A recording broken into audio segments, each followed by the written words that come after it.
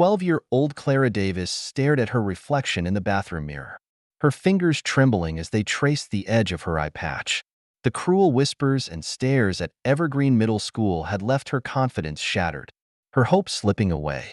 But Clara couldn't have known that her entire world was about to change when a knock came at her door that evening.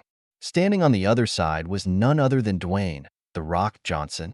What he would say and do next would transform her life forever. Before we dive into this powerful story that will touch your heart, comment below 030 where you're watching from today. If you enjoy this emotional journey, don't forget to subscribe. The early morning sun cast long shadows across the suburban streets as Jack Davis navigated the family car through the steady flow of traffic. In the back seat, Clara fidgeted nervously, her fingers constantly reaching up to touch the eye patch that covered her left eye. The atmosphere inside the car was thick with tension, Clara's anxiety about her first day at a new school mounting with each passing minute. Her mother, Laura, sat in the front passenger seat, occasionally glancing back at her daughter with a mixture of concern and encouragement in her eyes. "Mom," Clara's voice quivered slightly. "What if the other kids make fun of my eye patch? What if they don't want to be friends with me?" Laura turned in her seat to face her daughter, her expression softening. "Honey, I know it's scary, but try to remember that everyone feels nervous on their first day at a new school. Your eye patch doesn't define you." Clara's fingers tightened around the straps of her backpack. "It's not just the first day. Mom, remember what happened at the last two schools? No one wanted to sit with me at lunch. Kids whispered and pointed when they thought I couldn't see them. I tried so hard to make friends for an entire semester, but it never worked." Jack glanced at his daughter in the rearview mirror, his brow furrowed with concern. "I know it's been tough, sweetheart, but this is a new school, a fresh start. Give it a chance." "Okay." Clara nodded half-heartedly, her mind drifting back to happier times. "I miss my friends in Canada. Everyone was so nice there. No one cared about my eye patch." Laura exchanged a look with Jack before turning back to Clara. "Sweetie, you have to remember that you were born and raised in Canada for most of your life. It was familiar to you. The culture here in the US is different, and it might take some time to adjust. But that doesn't mean you won't make friends here too. Your mom's right," Jack added. "And sometimes, having a few really good friends is better than trying to be friends with everyone. Quality over quantity. You know?" Clara sighed, looking out the window at the passing houses. "I guess. It's just, everything was easier in Canada." Jack cleared his throat, his voice taking on a more serious tone. "I know you miss it there, Clara. But you have to understand that things have been challenging since we moved back. Finding good-paying work hasn't been easy, and the cost of living here is much higher. Not to mention your medical needs." Clara's fingers lightly grazed the edge of her eye patch. Her voice was barely above a whisper. Is there still enough money for my surgery next year?" Jack's expression softened instantly. He leaned forward, resting a gentle hand on hers. "Of course, sweetheart," he said firmly, his tone brimming with reassurance. "We've been saving every penny, and I promise when the time comes, you'll get the best care possible. Nothing's more important than that." "And after the surgery?" Clara said softly, her voice tinged with a hopeful lilt. "Can we visit my friends in Canada?" Jack gripped the steering wheel a little tighter, his eyes flickering to the rearview mirror. The brief hesitation in his expression didn't escape Clara's notice, though he quickly masked it with a reassuring smile. "We'll do our best to save up for a trip," he replied, his tone warm but measured. "It might take some time, but we'll make it happen." Clara's lips curved into a small, wistful smile as she gazed out the window. She wanted to believe him, but the unspoken weight in his words lingered in her heart like an unanswered question. As they approached the school entrance, Clara's anxiety peaked once more. The sight of other students streaming into the building made her shrink back in her seat. "What if the teachers don't like me?" she whispered. "What if the other kids are mean?" Laura reached back and squeezed Clara's knee. "Honey, look at me. Your dad and I will be right here in the parking lot all day. If anything happens, if you need us for any reason, we're just a phone call away. Okay?" Clara took a deep breath, drawing strength from her mother's words. She nodded, straightening her shoulders as Jack pulled up to the drop-off area. "You've got this, kiddo," Jack said, giving her an encouraging smile. "Remember, you're braver than you believe, stronger than you seem, and smarter than you think." With one last deep breath, Clara opened the car door and stepped out into the crisp morning air. As she walked toward the school entrance, she could feel her parents' eyes on her back, a comforting presence that gave her the courage to take each step forward. As Clara disappeared into the school building, Jack and Laura remained in the car, both lost in their own thoughts. The steady stream of arriving students continued, and Jack found himself scrutinizing each interaction, searching for any signs of bullying or unkindness. "I don't see anything worrying," he said after a while, breaking the silence. "Everyone seems normal." Laura nodded, her eyes still fixed on the school entrance. "That's good, but it's early yet. We should stay vigilant." Jack sighed, leaning back in his seat. "You know, I can't help but think about all the school changes we've put Clara through. 3 schools in 2 years since we came back to the States. It's a lot for any kid to handle, let alone one dealing with her medical issues." Laura's expression tightened. "Don't remind me. Those non-refundable fees we lost? That money could have gone towards Clara's treatment and surgery." "Hey," Jack said gently, reaching over to take her hand. "We can't dwell on past decisions. We did what we thought was best at the time. The important thing now is finding the right environment for Clara." Laura squeezed his hand but didn't look convinced. "I just worry that we're not pushing her hard enough to adapt. Maybe she's experiencing culture shock, but at some point, she needs to learn to navigate American school dynamics. We can't keep comparing everything to her experience in Canada." Jack frowned slightly. "I think we need to give her time and this school a chance. Pushing too hard might backfire." They fell into silence again, both watching the school entrance intently. After about 2 hours, the parking lot had emptied of all but a few cars. "We can't just sit here all day," Jack said, starting the engine. "There's a waterfront area nearby with a seafood market. We could wait there, get some fresh air, maybe grab an early lunch. We'll still be close enough if Clara needs us." Laura hesitated, but eventually nodded.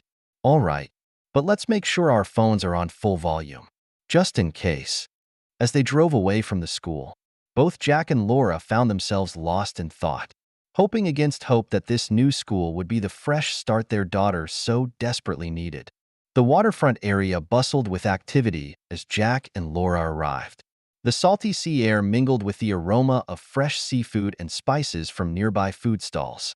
They wandered through the market, their worries about Clara temporarily pushed to the back of their minds as they took in the vibrant atmosphere. "Look at those grilled squid," Laura said, pointing to a display of glistening shellfish on ice. "Remember how much Clara loved them when we were in Canada?" Jack smiled at the memory. "She'd beg for them every time we went out to eat. Maybe we could surprise her with some for dinner tonight." As they continued their stroll, they found themselves near a small brunch spot where several other parents seemed to be gathered.